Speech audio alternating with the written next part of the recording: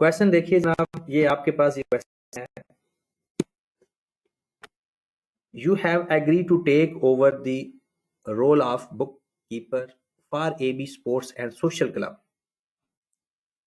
The summarise statement of financial position December 2014, ये opening है। As prepared by the previous bookkeeper contained as follows. bookkeeper ने एक financial statement financial position बनाकर गया।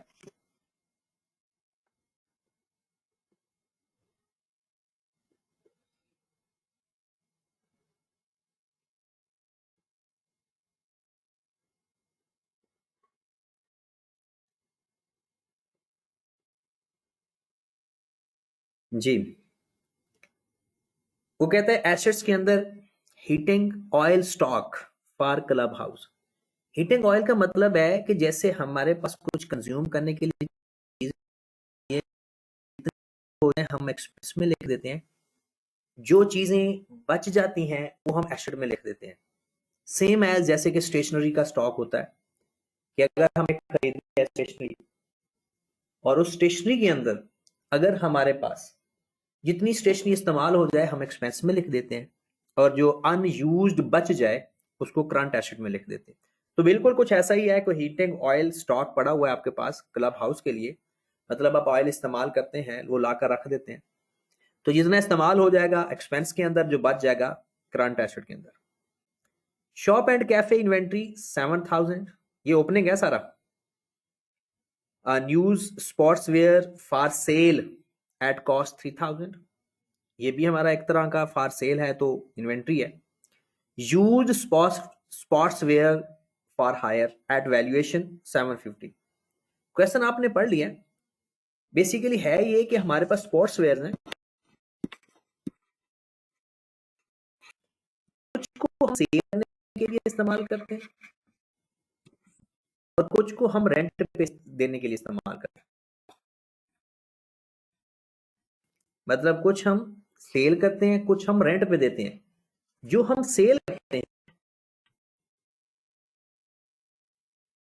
Cell करने वाले को तो हम,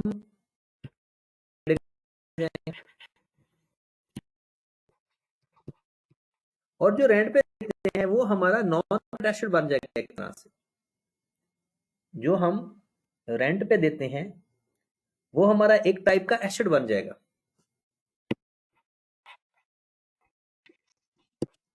तो दोनों ही एसेट्स हैं बेसिकली। फिर हमारे पास इक्विपमेंट है 5000, उसकी कॉस्ट है, डेप्रिसिएशन 3500 है और बुक वैल्यू 1500 है। ये ओपनिंग बताया जा रहा है 2014। Subscription due net of advance करके उसने हमें बता दी 200। बैंक में हमारा करंट अकाउंट भी है, डिपॉजिट अकाउंट भी है। जनरल फंड उसने हमें बता दिया अक्यूमुलेटेड फंड है। पेबल भी है हमारे, शॉप एंड कैफे पेबल है और स्पोर्ट्स वेयर के भी पेबल्स हैं। बैंक अकाउंट की रिसीट्स बता दी, सब्सक्रिप्शन के बदले हमने कितने पैसे लिए, sale of shop and cafe कितना है, सेल ऑफ स्पोर्ट्स वेयर कितना है, हायर ऑफ स्पोर्ट्स वेयर कितना है, इंटरेस्ट ऑन डिपॉजिट अकाउंट कितना है, ये रिसीट्स उसने हमें बता दी। उसके बाद उसने हमें पेमेंट्स बता दी,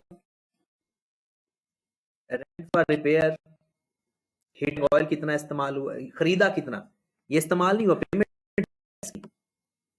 स्पोर्ट्स वेयर कितने खरीदे, उसकी पेमेंट कितनी की, ग्राउंड पर्सन को कितने पैसे दिए, shop and cafe, transfer deposit account. तो इसमें एक बात कंफर्म कर लीजिएगा प्लीज कि जिस अकाउंट ट्रेडिंग अकाउंट के पेबल का अकाउंट गिवन होगा, तो ये जो लिखा हुआ ना स्पोर्ट्स वेयर, जो ये basically payment to supplier, to supplier, ये बिल्कुल वही चीज है जैसे हमने कहा था, अगर क्रेडिटर का ओपनिंग क्लोजिंग होगा तो जो भी पेमेंट होगी, चाहे परचेज के नाम से हो, सप्लायर के नाम से हो, क्रेडिटर के नाम से हो, वो पेमेंट टू क्रेडिटर ही होगा। Got it. फिर वो कहता है कि आपने दिसंबर बता रहा है दिसंबर 2014 में कहता है जो सब्सक्रिप्शन अनपेड थी, मतलब ड्यू रिसीवेबल 10 रुपए की 2013 में, 230 की 2014 में, और सब्सक्रिप्शन पेड फॉर 2015 वो था 40। इसका मतलब है एक तरह से ये हो गया ड्यू एरियर्स और ये हो गया हमारे पास ओपनिंग एडवांस। फिर करस्पॉन्डिंग 2015 में इन्हीं चीजों की 2015 के अंदर वैल्यू बता रही है। क्लोजिंग बैलेंस है ये एक तरह से, कहता है 215 से 213 से रिलेटेड 10 है, 2014 से रिलेटेड 20 है, और 2015 से रिलेटेड 90 है, और 2016 से रिलेटेड 200। कहता है subscription due for more than 12 month should be return off. लो जनाब, कहता है जो सब्सक्रिप्शन एक साथ ने ये प्लान किया है उसको राइट कर दिया करेंगे। मतलब आप 2015 में 1 जनवरी 2015 को प्लान किया कि जो सब्सक्रिप्शन एक साल से ज्यादा टाइम के लिए ड्यू होगी हम उसको राइट ऑफ कर देंगे। Got it? तो इसका मतलब ये हुआ कि 2013 की है उसको भी एक साल से ज्यादा टाइम हो गया, उसको भी राइट ऑफ कर देंगे। ठीक है, आ गया क्लोजिंग बैलेंस, उसने सारे दे दिए। जी जनाब, वो कहता है जनाब शॉप एंड कैफे इन्वेंटरी का क्लोजिंग बैलेंस, स्पॉट शेयर का, हीटिंग फॉर क्लब हाउस का, ये दिसंबर 2015। फिर यहां पर जो सबसे ज्यादा आपको पता है अंग्रेजी प्रॉब्लम करती है जो कि कुछ भी नहीं होती। 2/3 of the sportswear purchased in 2015 had been added to inventory of new sportswear. Inventory in the figure given in the list of assets above, and 1/3 had been added directly for the inventory for hire. जो आपने inventory खरीदी है ना इस साल, उसका जो 2/3 है, पहले हम फाइंड करेंगे कि इन्वेंट्री खरीदी कितनी है, उसको 2/3 से मल्टीप्लाई करेंगे तो परचेजेस में ऐड कर देंगे ट्रेडिंग अकाउंट का, और 1/3 से मल्टीप्लाई करेंगे तो उसको वो फॉर हायर के लिए लिख देंगे, मतलब वो जो हमारा दूसरा स्टॉक है जिसको हम रेंट पे देते हैं। फिर वो कहते हैं जनाब दिसंबर 2015 में जो आपके एसेट्स के बैलेंस पड़े हैं 700 का हीटिंग एंड ऑयल है, shop and cafe inventory, net sports for sale at cost, opening closing stock और यूज्ड स्पोर्ट्स वेयर, ये उसने हमें बता दिया। ओके की बात। फिर वो कहता है कि जनाब half of the resulting new sports wear for sale at cost 31 December is actually over 2 years old। कहता है कि जो फॉर सेल के लिए आपके पास पड़े हुए हैं ना दिसंबर 2015 में, half of the resulting new sportswear for sale at cost at December 2015 is currently over 2 years old. You decided with effect from December 2015 to transfer these older items into the inventory of used sportswear at a valuation of 25% of their original cost। मतलब वो जितनी cost के हैं ना, जैसे सवाल के वो दो के हैं, मैं बताता भी हूं अभी। वो कहते हैं उसके 25 के ऊपर हम वैल्यू कर रहे हैं, मतलब 500, मतलब 2000 वाले स्पॉयर हम उनको 500 पे वैल्यू कर रहे हैं, बाकी 1500 का आपका एनआरवी लॉस है। बाकी 1500 का मतलब वो 2 साल पुराने हो गए, अब आप चाहते हो कि यार ये तो अपनी कीमत पर भी नहीं बिक सकते। आपने ये सोचा कि यार अच्छा जो अभी बिके नहीं है, याद रखें जो बिक जाते तो और कहानी होती है, बिके नहीं है, वो आपके पास मौजूद है, और आपके पास जो स्टॉक मौजूद होता है हम उसको लिखते हैं lower of cost and NRV. तो उसकी एनआरवी 500 है, कॉस्ट उसकी 2000 है, तो हम उसको किस पे लिखेंगे? 500 पे। Got it? वो आपके पास ही मौजूद है, अभी बिका नहीं। लो जनाब, वो कहता है कि जनाब आपने इसका इनकम एंड एक्सपेंडिचर अकाउंट बनाना है और स्टेटमेंट ऑफ फाइनेंशियल पोजीशन बनाना है। सबसे पहले सब्सक्रिप्शन का लेजर बनाते हैं, ठीक है, और जरा मिलकर सब्सक्रिप्शन का लेजर बनाते हैं, अपना अपना लेजर रखो और सब्सक्रिप्शन की इंफॉर्मेशन है हमारे पास जनाब, ये इंफॉर्मेशन है सारी सब्सक्रिप्शन की। तो वर्किंग नंबर 1, वर्किंग आपने याद रखनी है क्योंकि बाद में जब मैंने सारी वर्किंग करवा देनी है तो आपने मुझे पुट करवा देनी है। Working number 1, subscription account.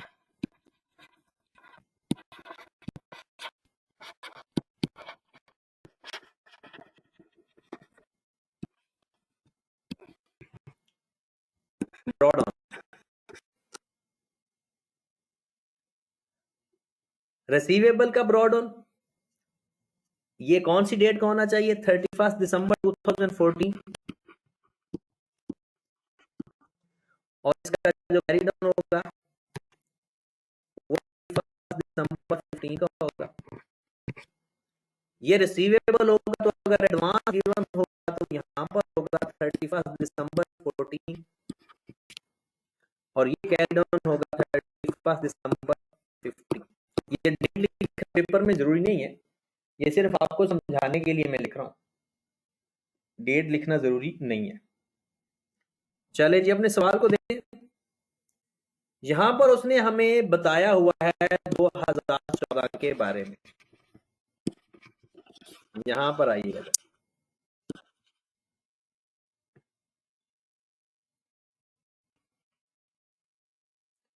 उसने कहा है कि दिसंबर 2014 के अंदर हमारे पास जो सब्सक्रिप्शन रिसीवेबल थी 2013 की एक अनपेड थी, एक 2014 की अनपेड थी। मतलब एक 2013 की पुरानी 10 आपने 10 रुपए की सब्सक्रिप्शन मिलनी थी, नहीं मिली, और एक 2030 की 230, और एक आपने 2014 में 2015 की सब्सक्रिप्शन रिसीव कर ली थी। इट्स मीन कि 2014 के अंदर 10 और 230 रिसीवेबल था और 40 एडवांस था, क्योंकि आप 2014 पे खड़े हो और 2014 में आपने 2015 की सब्सक्रिप्शन ले ली, तो वो क्या हुई फिर? एडवांस। तो इसके अंदर अगर मैं आपसे ये बात कहूं कि जो 10 और 230 है वो तो रिसीवेबल था, 10 और 230 रिसीवेबल था, और जो 40 था वो एडवांस था। और ऊपर अगर सवाल के अंदर जाकर देखें, उसने हमें जो डाटा दिया है वो कहता है जनाब मैं नेट बता रहा हूं 200 का। यहां पर आइएगा जरा, उसने हमें ऊपर सब्सक्रिप्शन 200 की बताई थी, ये देखिए वो कहता है नेट ऑफ एडवांस, और नीचे वो हमें डिटेल में बता रहा है उसकी डिटेल। तो आप नेट लिखेंगे तो आपके जवाब पे कोई फर्क नहीं पड़ेगा। Got it? ये बात समझ लगी? आगे चलते हैं।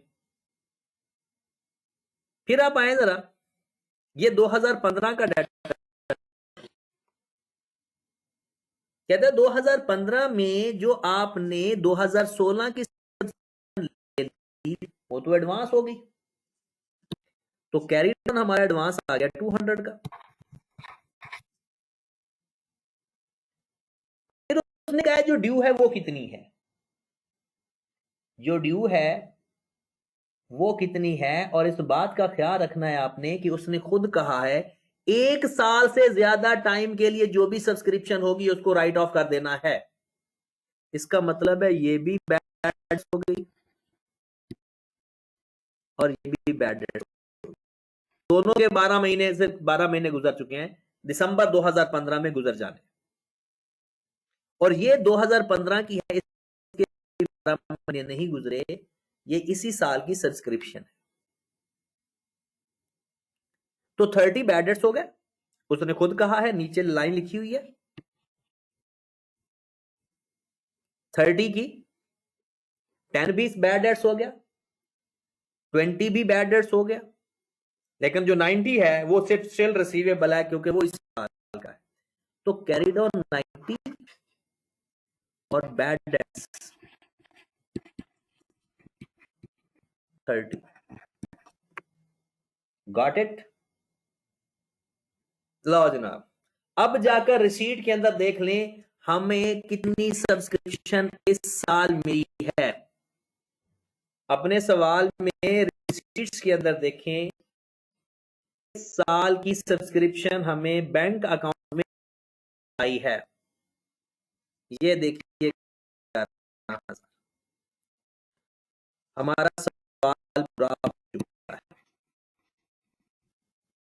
इसको क्लोज करेंगे, हमारे पास इनकम एंड एक्सपेंडिचर के नाम से बैलेंसिंग फिगर है। अगर आपने अपने कैलकुलेटर अपने सामने रखे हुए हैं तो काइंडली अपने अपने कैलकुलेटर निकालें और मुझे बताएं कि इसका कितना आंसर आ रहा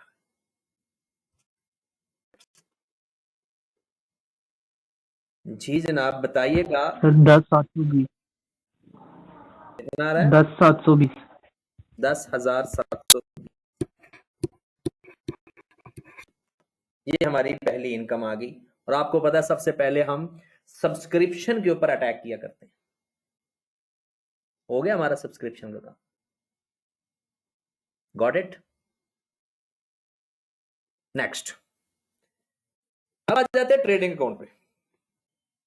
और रिसीट्स में ये जो हमारी इनकम होती है ना वो रिसीट से ही नजर आ रही होती है। 90% रिसीट से मिल जाती है और 10% होता है कि हमें बाकी चीजों को देखना पड़ता है। लो जनाब ये हल हो चुकी है चीज, और इनके बन जाएंगे ट्रेडिंग अकाउंट्स। यानी यहां से हमें प्रॉफिट आ जाएगा। सेल किया, सेल ऑफ स्पॉट्स, और इसका हमें रेंट मिल जाएगा।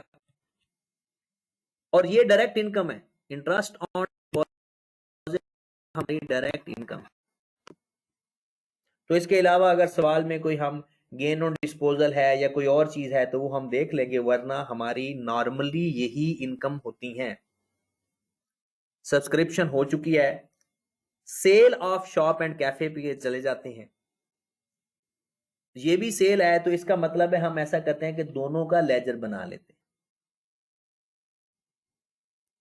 ठीक है, तो ट्रेडिंग अकाउंट बना लेते हम। ट्रेडिंग अकाउंट कंबाइन बना लेते हैं। वर्किंग नंबर 2,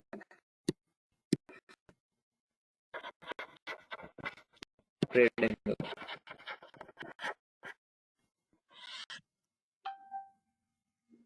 ट्रेडिंग अकाउंट किसका बनेगा? एक तो बनेगा शॉप एंड कैफे, एक बनेगा स्पोर्ट्स वेयर का, और इसका ट्रेडिंग नहीं बनेगा लेकिन हम हायर ऑफ स्पोर्ट्स वेयर यानी उसके लिए लेते हैं। तो उसके लिए भी हम रख लेते हैं कि एक कॉलम बना लेते हैं। तो शॉप एंड कैफे,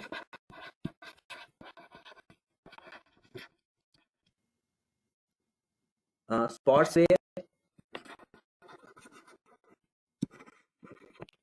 और जो हायर करके हमें पैसे मिलते हैं वो भी लिख लेते हैं। यानी दो टाइप के स्पोर्ट्स वेयर। हाँ जी, सेल्स या टिंग्स,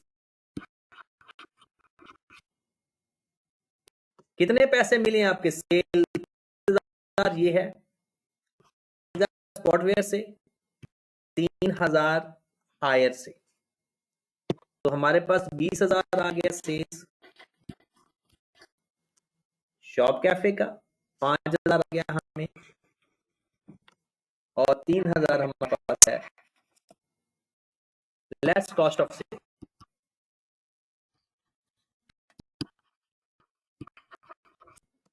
जी, कॉस्ट ऑफ सेल का फार्मूला क्या होता है? Opening stock plus purchases minus closing stock. तो याद रखें अगर क्रेडिटर का ओपनिंग क्लोजिंग बैलेंस गिवन हो तो परचेजेस लेजर बनाकर फाइंड करनी है, वरना डायरेक्ट लिख लेनी है। अगर परचेजेस का ओपनिंग क्लोजिंग बैलेंस गिवन हो तो लेजर बनाना है। अगर ओपनिंग क्लोजिंग क्रेडिटर का बैलेंस नहीं है तो डायरेक्ट लिखना है। क्लियर होगी बात? जैसे कि हम एक्सपेंस में करते हैं। तो पहले तो ओपनिंग स्टॉक की तरफ जाते हैं।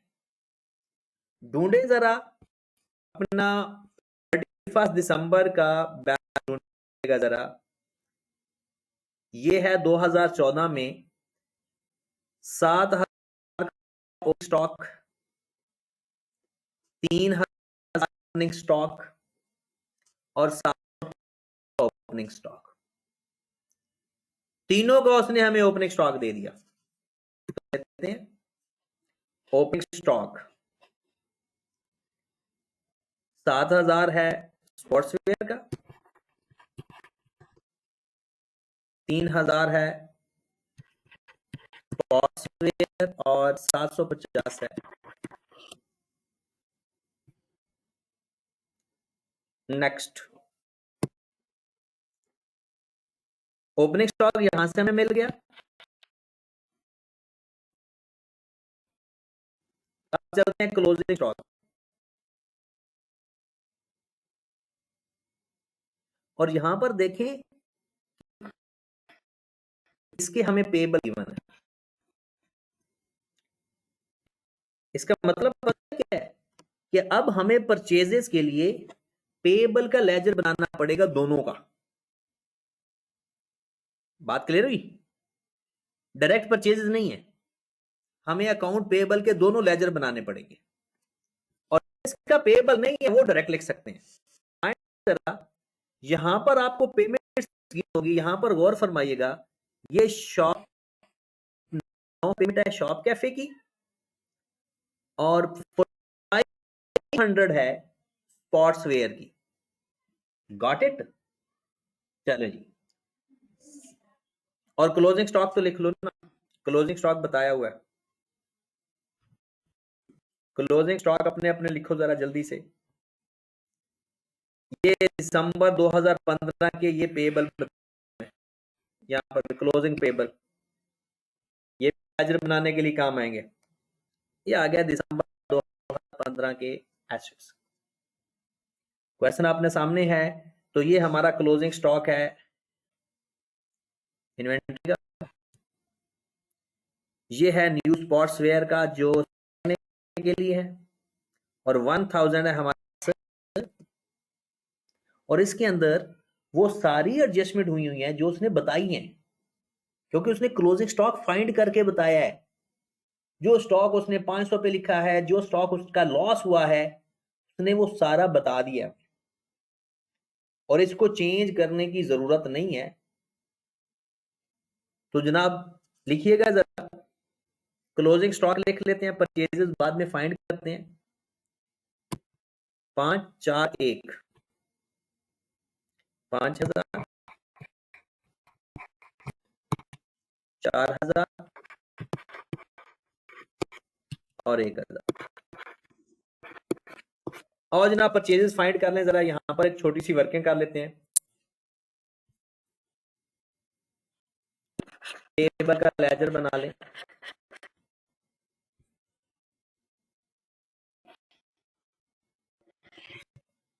दो लेजर बनेंगे पेबल के।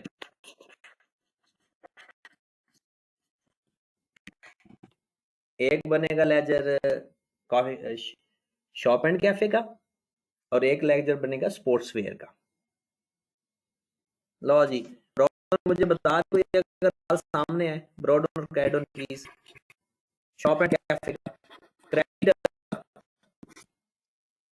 क्रेडिटर्स का ब्रॉडन बता दीजिएगा जरा।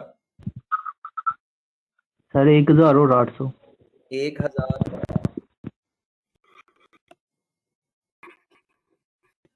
और हमने पेमेंट की है बैंक के नाम से शॉप एंड कैफे में, वो कितनी की है परचेजेस के नाम से जो गिवन है?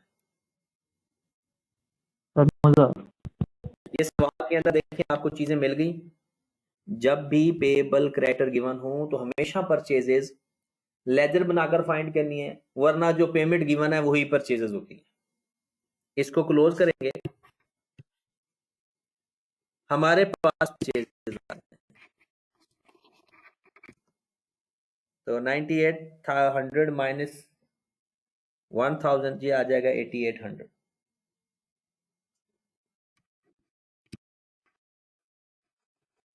हमारी बैलेंसिंग।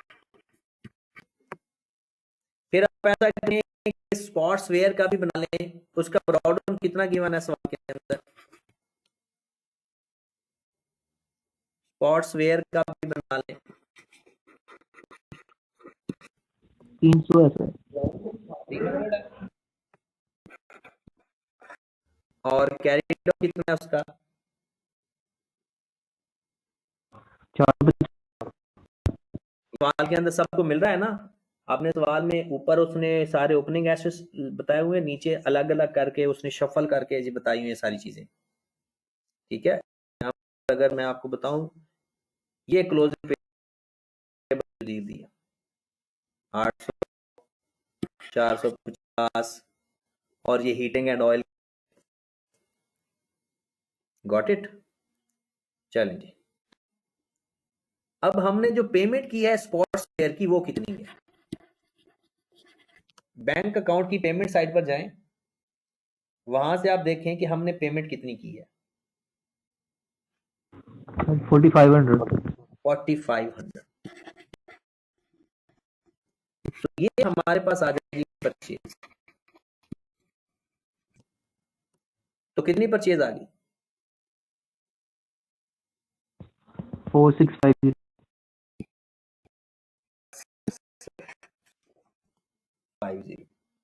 46। अब आओ जरा इस अंग्रेजी का मैं आपको मतलब, ये जो लिखा हुआ है ना नीचे, कहता है 2/3 of the sport in 2015 are added in the entry sportswear for sale और 1/3 for hire। मतलब ये जो आपने अभी फाइंड किया है ना, ये वैल्यू, इसका 2/3 4650 मल्टीप्लाई बाय 2/3 ये चला जाएगा स्पोर्ट्स वेयर सेल में, और 4650 मल्टीप्लाई बाय 1/3 ये चला जाएगा स्पोर्ट्स वेयर हायर में। उसने वो जो एक पैराग्राफ गिवन किया ना कि 2/3 for the purchase of 2015 for hire and for sale, तो इसका 2/3 बता दे कितना आ गया? 4650 2/3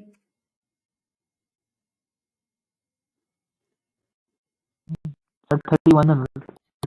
और 1/3 से मल्टीप्लाई करें तो ये 1550 आ जाए। 1550। लो जनाब, आपकी परचेजेज आ गई, ये 8800 आ गई शॉप एंड कैफे की, sports where for sale, sports where for hire. सवाल आपका हो चुका है। 8800 की परचेजेस ये है, ये वर्किंग का रेफरेंस देंगे हम। 3100 की परचेजेस ये हैं और 1550 की परचेजेस ये। लो जी, ये आपके पास आ गई कॉस्ट ऑफ सेल। सेल में से कॉस्ट ऑफ सेल, पहले कॉस्ट ऑफ सेल फाइंड कर लें कितनी आ गई। 7 8 15 5 माइनस किया 10,800, ये हमने माइनस करना, ये कॉस्ट ऑफ सेल लिख रहा हूँ। 3 3 6, 6 से 4 माइनस कर देंगे तो ये कितना आ जाएगा? 21। ये कॉस्ट ऑफ सेल आ गई। 750 1550 1000 500 1300 बच गया। लो जनाब, sale minus cost of sale, तो हर एक का हमारा ट्रेडिंग अकाउंट 20,000 में से 10,800 माइनस किया 9,200 प्रॉफिट बचा। 5,000 में से 2,000 और 100 माइनस किया 2900। 3,000 में से 1300 किया तो 1700 बचा। लो जी, ये बात हो क्या सबको?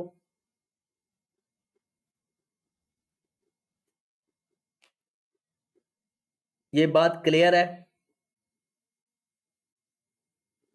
जी सर। चलें जी, सबके आ गया। नेक्स्ट आगे चलते हैं फिर।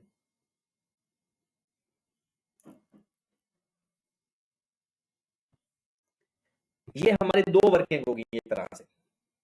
अब हम चलते हैं तीसरी वर्किंग पे। बल्कि आपका ना इनकम वाला पोर्शन कंप्लीट हो चुका है, क्योंकि उसके अलावा कुछ है ही नहीं। तो अगर आप लोग यहां पर इनकम एंड एक्सपेंडिचर बनाना चाहते हो, इनकम एंड एक्सपेंडिचर, तो इनकम का पोर्शन आपका पूरा हो चुका है।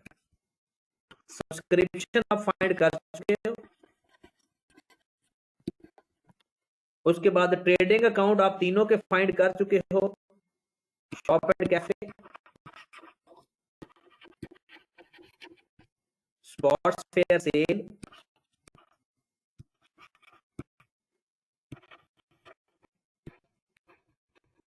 स्पॉट्स फेयर हायर,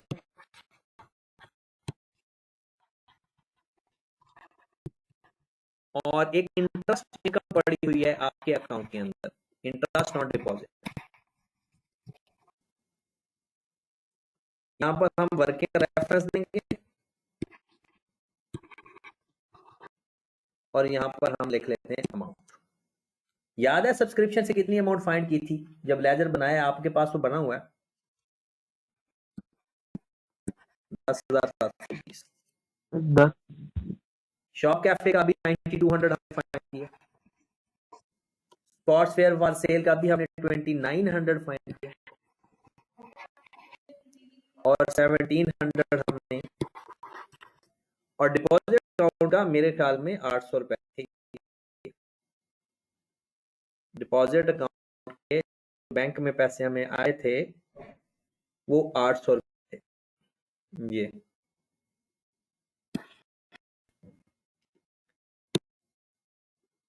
हमारा स्टेटमेंट आ गया, आपकी इनकम आ गई पूरी। इनको प्लस कर लें, ये आपकी इनकम आ जाएगी। 10 9 19, 2 21 और एक 22। 22 में फिर 11 700 1500 और 720 ऐड हो गया, तो ये जनाब हो गया 25,320। ये आपकी इनकम आ गई। अब आ जाते हैं जनाब एक्सपेंडिचर्स के अंदर।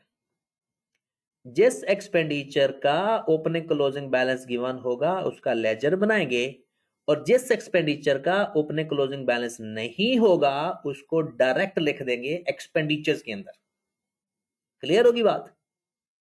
तो पहले तो वो एक्सपेंस बताए ना जिनका ओपनिंग क्लोजिंग है ही नहीं। एक्सपेंडिचर्स के अंदर याद रखें जो सबसे ज्यादा भूलने वाले एक्सपेंडिचर होते हैं, वो कभी बैड डेट्स हो तो वो बंदा भूल जाता है। अभी जब हमने सब्सक्रिप्शन का मॉडल बनाया था उसके अंदर हमने बैड डेट्स फाइंड किए थे 10 + 20 वाले 30। Got it? एक हमारा इन्वेंटरी लॉस है जिसकी हमने बात की थी, वो मैं आपको बताता हूं कि किस तरह से फाइंड करना है। बाकी अब पेमेंट साइड पे जाएं। रिपेयर के 1000, और सवाल के अंदर देखें रिपेयर का कोई ओपनिंग क्लोजिंग नहीं गिवन। रिपेयर का 6000 है और रिपेयर का कोई ओपनिंग क्लोजिंग नहीं है। तो रिपेयर 6000।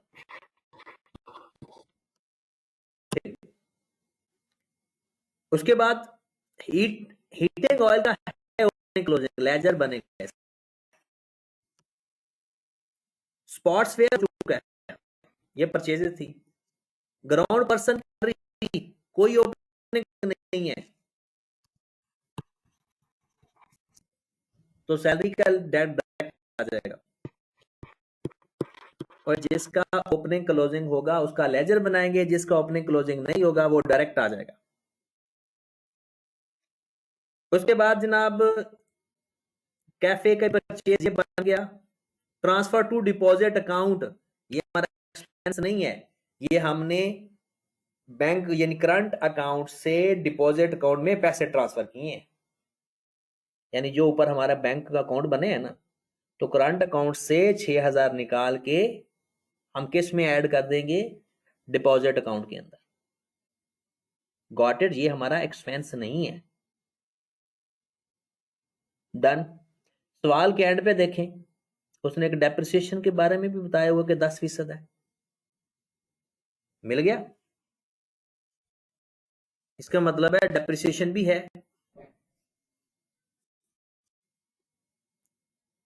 यहां जरा, ये हमारे पास कॉस्ट 5,000, अक्यूमुलेटेड 3,500, 15 की वैल्यू पड़ी है, और डेप्रिसिएशन है स्ट्रेट लाइन मेथड, तो इसका मतलब का 10% डेप्रिसिएशन आएगी। अगर आप देखें तो 10% पर एनम ऑन कॉस्ट है, तो पर एनम ऑन कॉस्ट मिल गया ना, बिल्कुल आखिरी लाइन लिखी हुई है। तो इसका मतलब यह है कि डेप्रिसिएशन हमारा एक्सपेंस है, वो भी आ रहा है। डेप्रिसिएशन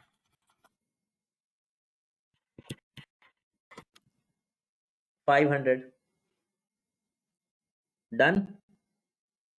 अब आ जाएं, हीट एंड ऑयल का लेजर बनाओ। हीट एंड ऑयल का लेजर बनाओ।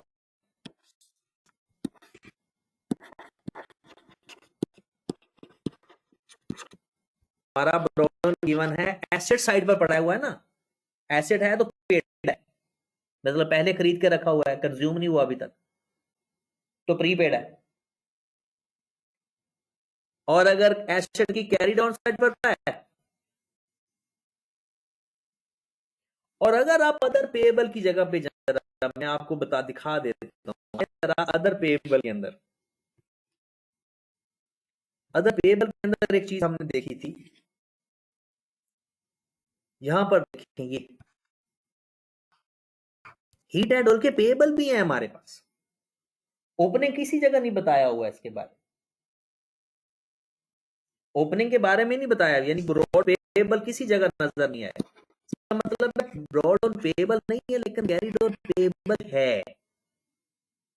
हीट एंड ऑयल का ब्रॉड मुझे बताएं जो एसेट में लिखा हुआ है प्रीपेड, सबसे ऊपर 1,000,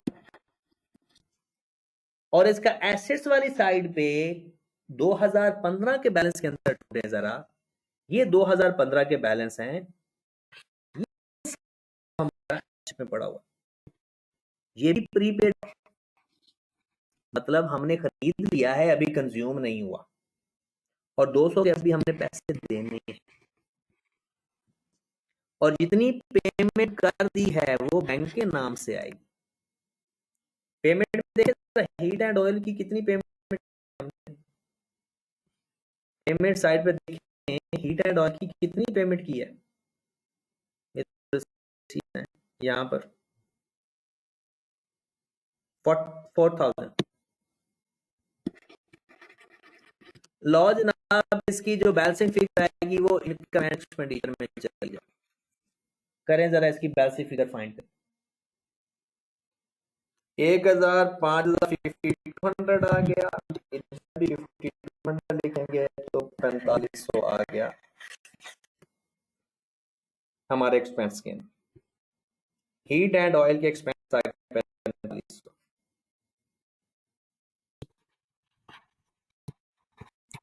और जिसका लेजर था ना, हमने उसका लेजर बनाया, और जिसके बारे में क्लोजिंग कुछ नहीं बताया था, हमने उसको एज इट इज लिख दिया।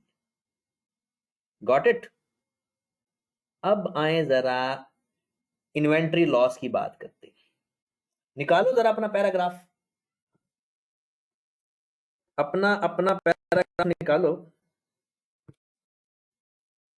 जिसमें इन्वेंट्री के बारे में बताया हुआ है।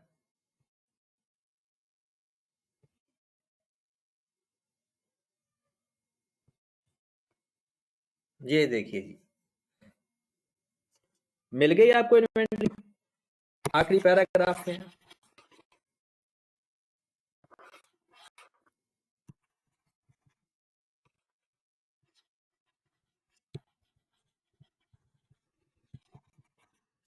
जी।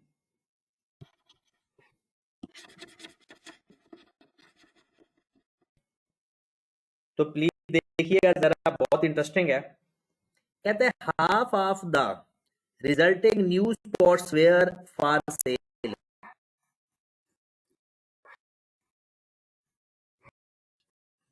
पड़े हुए हैं दिसंबर 2015 पे एट कॉस्ट पे। लॉ जी इस 4000 का कहता है इसका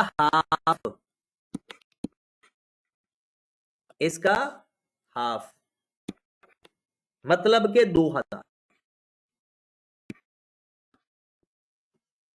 कहते हैं इसका हाफ 2 साल पुराना है। हमने डिसाइड किया कि हम इसको ट्रांसफर कर दें। किधर ट्रांसफर कर दें? कि जहां पर वो यूज स्टॉक पड़ा होता है, ओल्ड स्टॉक पड़ा होता है वहां पर, और किस वैल्यू पे ट्रांसफर करें? इसके 25% के ऊपर। मतलब ये आपका यूज पड़ा हुआ है, ये नीचे। कहते हैं इसमें से 2000 ट्रांसफर कर दो, लेकिन पूरा 2000 2000 के 25% से ट्रांसफर करना है। इसका मतलब यह हुआ कि 2000 वाला स्टॉक का 500 का देखते हो तो आपको 1500 का नुकसान हो गया स्टॉक पुराना होने की वजह से, ऑब्सोलीट होने की वजह से। तो अब अगर हम करंट एसेट में स्टॉक लिखेंगे तो ये वाले स्टॉक लिखेंगे 4000, 2000, बाकी बच गया 2000। और ये वाला नीचे वाला 500,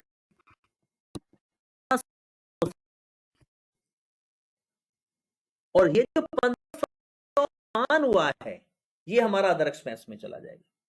दोबारा सुन लें, दोबारा। कहता है 2/3 of the sportswear purchase, sorry half of the, नीचे, half of the new sports wear for sale at cost 31 December actually over 2 years old, you decided with effect from December 2015, मतलब के आखिरी दिन, transfer these old item into the inventory for used sportswear at a cost of 25% of their original cost। मतलब half उसका 2000 बन गया, original cost उसकी 2000 आ गई, हमने उसका 25% पे ट्रांसफर कर दिया यूज वेयर में यहां पर, और बाकी 1500 का हम लॉस लिख देंगे। तो ये हमारा एनआरवी लॉस आ गया 1500, यानी 2000 का टोटल में से 500 हमारा रिकवर हो गया, मतलब 500 का ट्रांसफर कर दिया, बाकी 1500 का नुकसान हो गया। लो मेरे भाई, ये हैं आपके टोटल एक्सपेंडिचर। मुझे प्लस करके बता दें आपका सवाल। इनकम एक्सपेंडिचर आपका पूरा हो चुका है,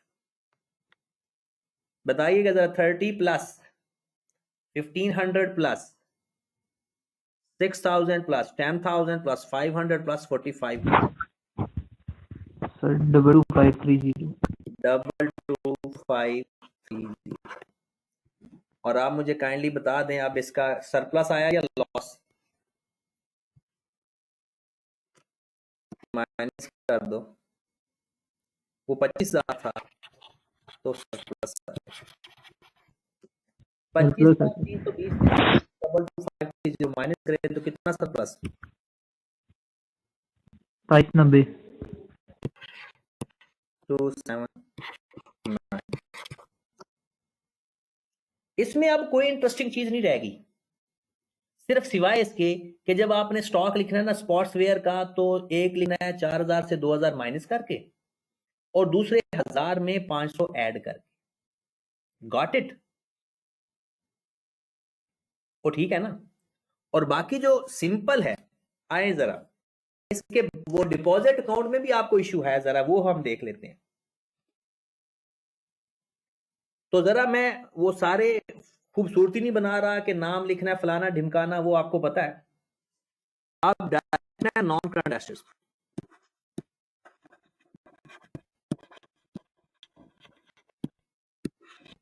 आपको सवाल के अंदर इक्विपमेंट गिवन है, 5000, पहले उसकी अक्यूमुलेटेड डेप्रिसिएशन थी 3500, ठीक है, और इस साल हमने डेप्रिसिएशन फाइंड की 500, तो 5000 में से 4000 निकाल दिया, बाकी बच गया 1000। लग गया ना, क्योंकि सवाल आपके सामने है, सवाल अपने सामने किया, इसलिए डायरेक्ट में कर रहा हूं, नजर आ रहा है, ठीक है। 5000 इस साल हमने डेप्रिसिएशन फाइंड की, और पहले उसकी 1500 वैल्यू 1500 माइनस कर दिया।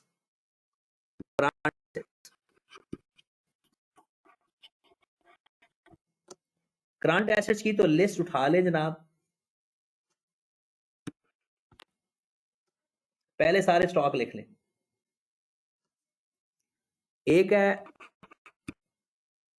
हीट एंड ऑयल का स्टॉक, हीट ऑयल, ये करंट एसेट्स लिस्ट है ना हमारे पास, ये इसी की बात करते हैं। हीट एंड स्टॉक लें और इन्वेंटरी लिख लें, इसमें से 4000 में से 2000 माइनस कर लिख लें, और इसमें से 1000 में 500 प्लस करके लिख लें, ये जो अभी हमने मूवमेंट किया स्टॉक की एज इट इज। तो उसके बाद क्या आया था, शॉप एंड कैफे,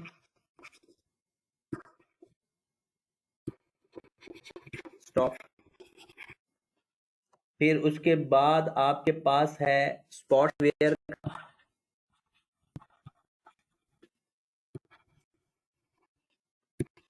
4000 में से हाफ निकाल दिया,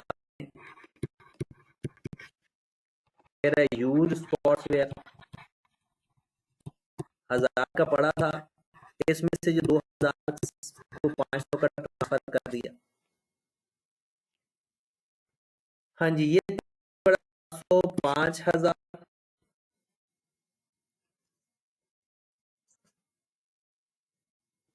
700, 5000, और ये आ गया 2000, ये आ गया 1500। फिर उसके बाद हमारे पास करंट अकाउंट और डिपॉजिट अकाउंट है।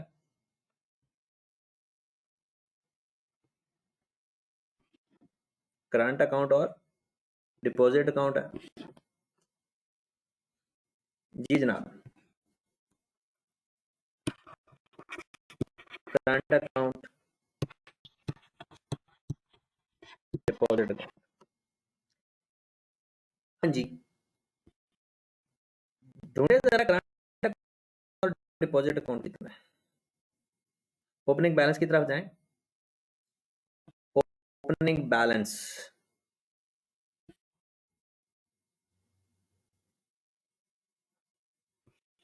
ये आ गया, ये ओपनिंग बैलेंस है। 1000 रुपया करंट अकाउंट में पड़ा था और 10,000 क्लोजिंग में डिपॉजिट अकाउंट पड़ा। तो जनाब डिपॉजिट अकाउंट में 10,000 पड़ा हुआ था, और आपको याद होगा आपने करंट अकाउंट से ट्रांसफर किया है, तो डिपॉजिट अकाउंट टोटल हो गया 16,000। ये बात समझ लगी। सवाल पेमेंट में जाए जरा, पेमेंट में बैंक अकाउंट की पेमेंट साइड को खोले जरा जल्दी से, आखिर में लिखा हुआ है ट्रांसफर टू डिपॉजिट अकाउंट। इसका मतलब है पहले 10,000 पड़ा था, तो करंट अकाउंट से 6,000 और ट्रांसफर कर दिया, तो ये हो गया 16,000। अब करंट अकाउंट में है, करंट अकाउंट हमारे पास 1000 रुपए का पहले पड़ा हुआ है, पूरे साल भर में रिसीट्स हुई 39,800 प्लस 39,000 साल भर में, और यहां से पैसे निकाले कितने गए साल भर में, 39,500 माइनस 39,500, तो हमारा कैरी ऑन में कितना बच गया होगा बताइए। 1300, तो 300 का फर्क हुआ है ना। 1000 ओपनिंग पड़ा था, 39,800 इस पूरे साल भर में और रिसीट्स हुई डेबिट, और जितना निकाल दिया क्रेडिट, माइनस, तो बच कितना गया 1300। ये बात समझ लगी या लेजर बना के दिखाऊं?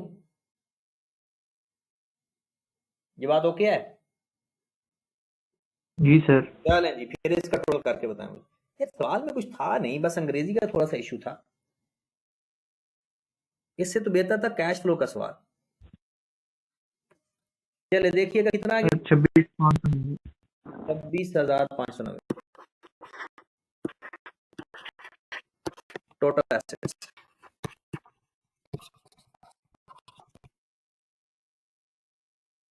वो 1000 है, इसमें ऐड कर देंगे तो ये हो जाएगा 27,590।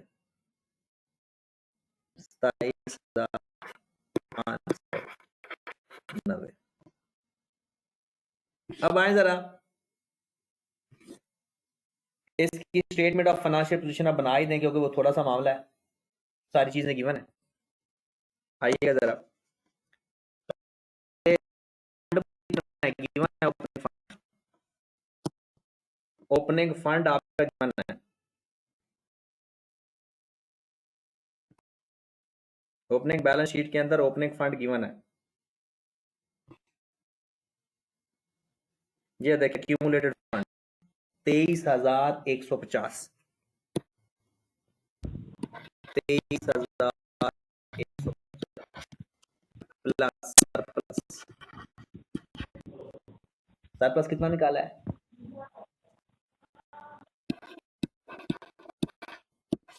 2,790। तो 790 150 24,000 हो गया 25,940। सर 2500। फिर करंट लायबिलिटी, क्योंकि नॉन करंट लायबिलिटी है, करंट लायबिलिटी वही सारे हैं। एक तो सब्सक्रिप्शन एडवांस है वो 2016 वाली, सब्सक्रिप्शन एडवांस हमारे सामने आई थी। फिर हमारे कैफे के पेएबल हैं, शॉप कैफे के पेएबल हैं क्योंकि उसका लेजर बनाया था। फिर स्पोर्ट्स वेयर के पेएबल हैं। फिर वो ऑयल के भी कुछ पेएबल हैं। इस साल पहले, पिछले साल नहीं था, इस साल था। लो जनाब, सब्सक्रिप्शन एडवांस कितनी है? वो सब्सक्रिप्शन वर्किंग के अंदर बताया हुआ है। सब्सक्रिप्शन एडवांस 2016 की कितनी है वो यहां पर बताया हुआ है 200।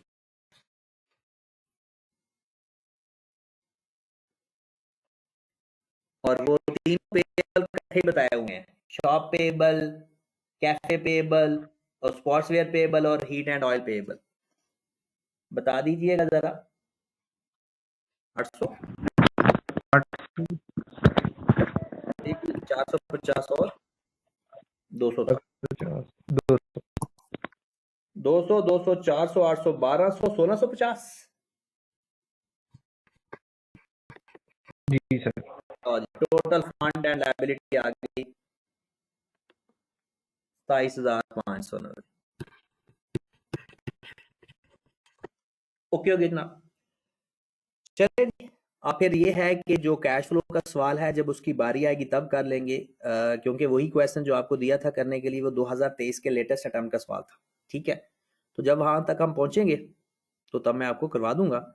तो डेली बेस पे जो भी मसला आएगा वो इंशाल्लाह हो जाएगा। ठीक है, अजलान भाई कुछ सवाल पूछ रहे हैं, बताइएगा प्लीज, क्या सवाल पूछा है आपने? 1 मिनट मैं देखता हूँ। अच्छा, वो जो आपने आज का सवाल था ना, कल जो सवाल करना है आपने, उसमें वो फ्रॉड का सीन है कि वो एक मिस्टर इमाद ने फ्रॉड किया है। वो हमारे सिलेबस में नहीं है लेकिन वो क्वेश्चन हम कर लेंगे सही। वो जब भी फ्रॉड वाला सीन आए ना, याद रखें आप ऐसा किया करो, रिसीट एंड पेमेंट अकाउंट बनाओ, और जो पेमेंट मिसिंग आ रही होगी ना वो फ्रॉड होगा। जो पेमेंट मिसिंग आ रही होगी वो बेसिकली फ्रॉड होगा। ठीक है, वो कर लेना सवाल, आपके लिए अच्छी चीज होगी। ठीक है। अच्छा जी, भाई साहब कह रहे हैं कि बैंक अकाउंट का लेजर बनवा दें इसी सवाल के अंदर। तो ये देखिए, करंट अकाउंट का लेजर बनेगा।